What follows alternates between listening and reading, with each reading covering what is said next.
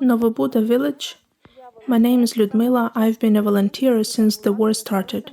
My husband and I have been here all the time. We've had a group of people volunteering to help refugees from Borodyanka.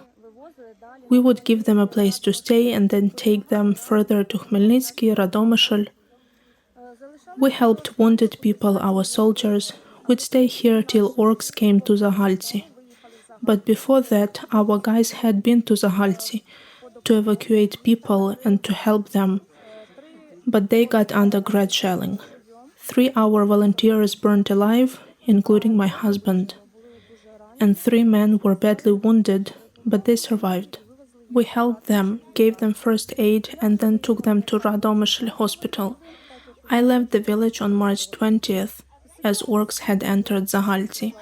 I stayed in Peskivka village till April 1st, but I'd come here to help soldiers, to bring them food, bread, cigarettes. We would come to the woods since 30 people had gone there. They said they felt fine in the woods. We'd also bring them food and stuff because they needed to survive somehow. No one could come here but us. On April 1st, orcs left Zahaltsi and we returned. Gradually, the whole village started coming back too. On April 3rd, 4th, 5th. We found then that the village was nearly destroyed. 45 houses were totally ruined. Did a lot of people die? 2 people died in bombings. My husband and a young man aged 30, he had 2 children. And a lot of soldiers died here, and a lot were wounded. We would take them from here. When people returned, we needed to fix it all, so we started helping again. We would give them food because shops didn't work, no infrastructure, people didn't work, and we started again. And since my husband had died and Ira's husband was in the hospital, and they had been the core of our group, Ira and I started doing their job. We now have 20 volunteers, men and women, who help us. We also help neighbor villages, Druzhnya, Borodyanka, Potashnya. They'd bring all food supplies here and we distributed them in the area. People were hungry. For instance, we'd go to Radomyshel to take bread, bring it here and give to people under shelling. That's how we lived. We had to. It was really hard. I think I suffered most because my beloved husband had died. At that point, my life was completely ruined. They say everybody's got some grief in their lives. For someone, it's a ruined house, but I think it's not the worst thing. You can build it again, but you can never return alive. I wish everything I had burned. My car, my house, my apartment.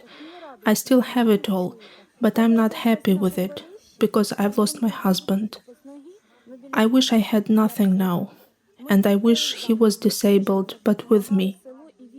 We'd build our house again, we'd survive together.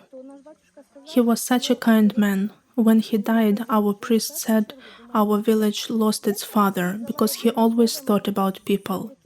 I took on this mission, and doing it, helping people, helped me to live through this time.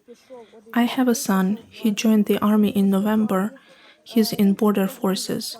In February, he found himself on the 3rd frontier line. They were bombed there. He got pneumonia. He was on medication for a long time. But he then said that since he joined the army, he'll be there. He doesn't want to return earlier, whatever happens. We now don't have a father and husband.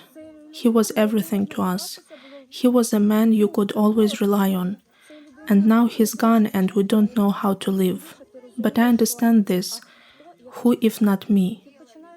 And then you start working. That's how I survived. It gave me a purpose in life. I can walk, help people. love through tears and live. First, we have to help people and children. They are our future. It's hard though. But we're fixing our village. We ask for help, we seek it, because we need it.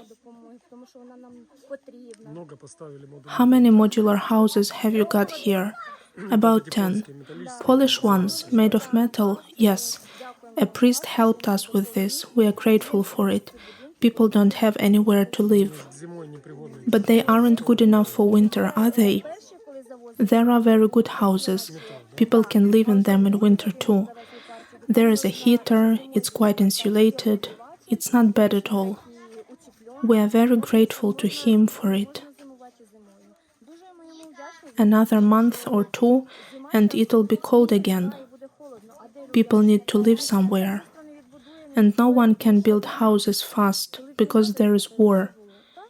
If it finished, it'd be easier. So we are waiting for our victory. We believe in it, we want it, we pray for it.